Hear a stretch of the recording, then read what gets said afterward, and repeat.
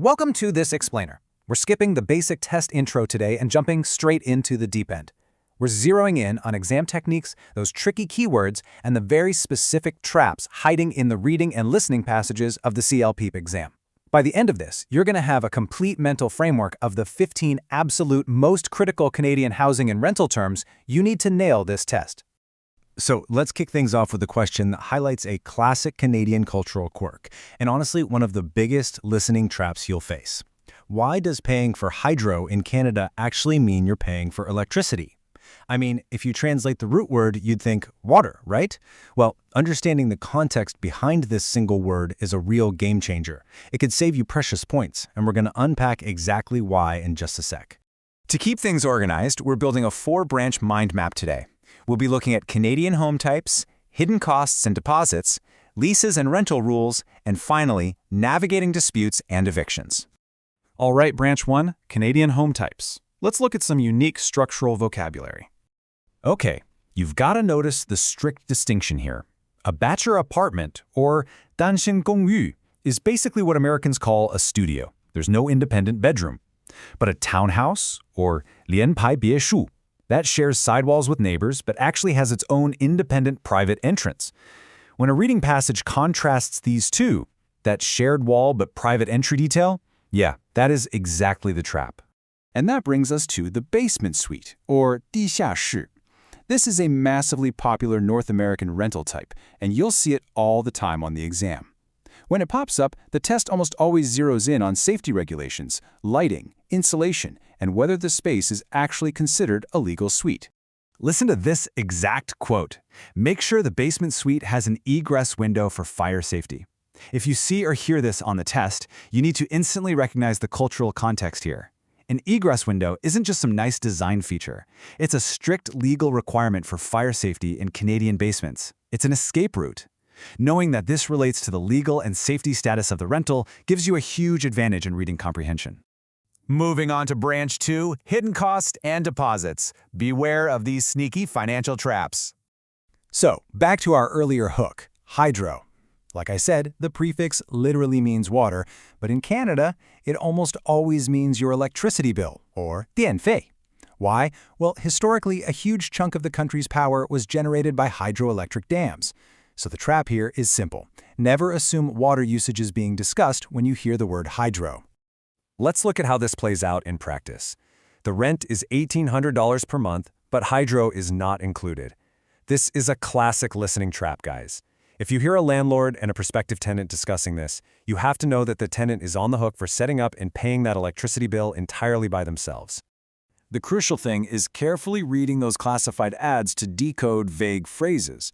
Utilities included is a super common reading trap. You always have to scan the fine print to verify if electricity, water, and internet are truly all-inclusive or if there's a catch. Contrast that with the strata or condo fee. These are totally different. They cover very Canadian-specific building maintenance stuff. Think snow shoveling, garbage disposal, and insurance for the public areas. Okay, let's talk about 2 highly testable fees that trip people up all the time. Deposits. First, you have the damage or security deposit. That's typically half to 1 month's rent, and it's strictly for repairs, like say you put a hole in the drywall. Then there's the key deposit, which is usually just a smaller fee for building access cards. The strategic takeaway?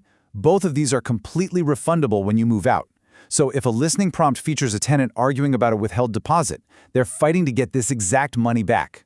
And hey, homeowners aren't safe from traps either.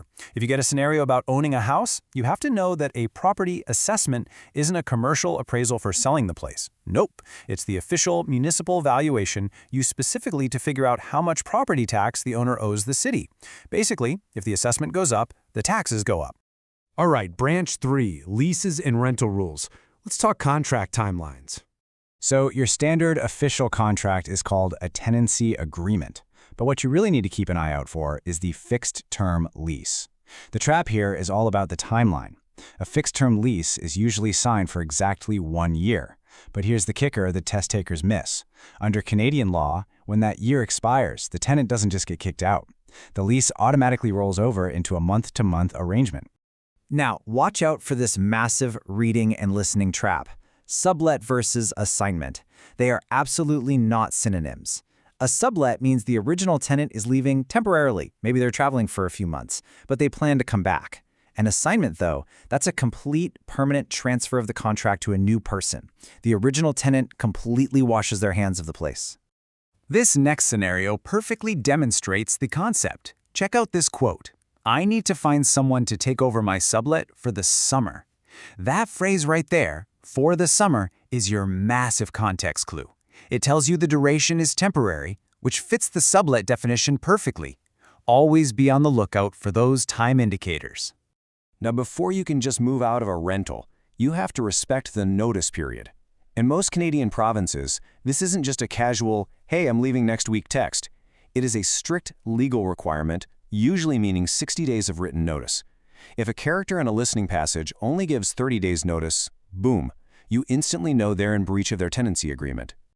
Finally, Branch 4, Navigating Disputes and Evictions. Time to handle some conflict. If a conflict pops up, let's say over that withheld damage deposit we talked about, you don't just march straight to a traditional judge. There are steps.